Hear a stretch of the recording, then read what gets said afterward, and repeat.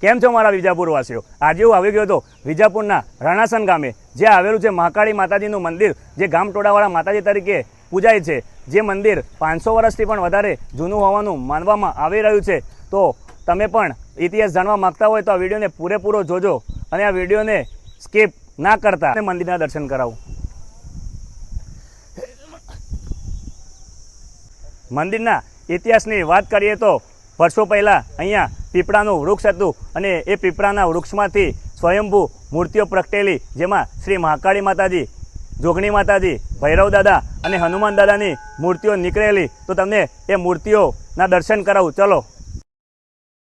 મંદિરના મહિમાની વાત કરું તો સમસ્ત ગામની અંદર કોઈપણ જ્ઞાતિમાં પહેલો દીકરો અવતારે છે તો ગામની અંદર ગરબા કરવામાં આવે છે. જેમ કે ધનતેરસ, કાળી ચૌદશ અને દિવાળીના દિવસોમાં ગામને શણગારવામાં આવે છે અને ગરબા કરવામાં આવે છે.